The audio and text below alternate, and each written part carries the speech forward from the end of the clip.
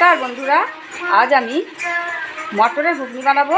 মটরের ভিতরে দেবো আলু সিদ্ধ করে রেখেছি, পেঁপে সিদ্ধ করে রেখেছি। আমি পেঁপে খেতে খুব ভালোবাসি, সেই জন্যে বেশিরভাগ জিনিস আমি পেঁপে দিই। এই যে নারকেল কুচি করে রেখেছি, ভাজবো। নুন, হলুদ, তেজপাতা, একটা মশলা পিষে রেখে দিচ্ছি, নিরামিষ মশলা, একটু বাদাম, জিরে, ধনে, তেজপাতা, গরম মশলা, শুকনো লঙ্কা দিয়ে পেশা। আর এইটা কি বলুন তো, দেখুন এটা একদম লাগছে নারকেলের ফকলের মতো।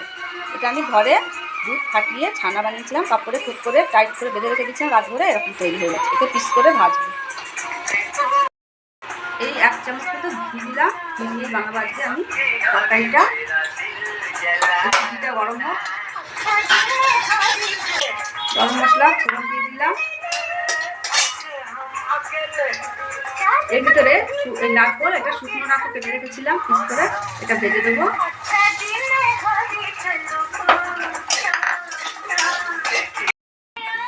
নারকেল ভাজা করে উঠিয়ে নিয়েছি। এবার আমি পনিরগুলো পিস করে নিয়েছি, ওগুলো করে হালকা ভেজে নেবো।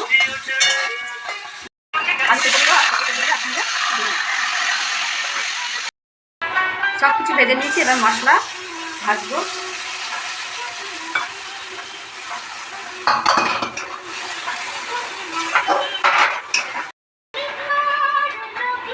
দেবো হলুদ,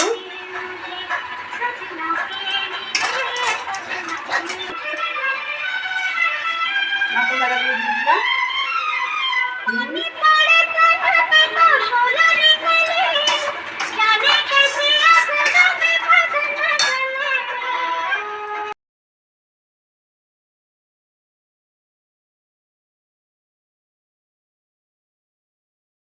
ধনে পাতা, দই ছোটো চামচে 2-3 চামচ আমি দিয়ে দিলাম, তাহলে খুব ভালো টেস্ট হবে খেতে। বন্ধুরা, যদি ভালো লাগে আমার ভিডিওটা, অবশ্যই আপনারা লাইক, কমেন্ট, সাবস্ক্রাইব ও শেয়ার করবেন। Thank you.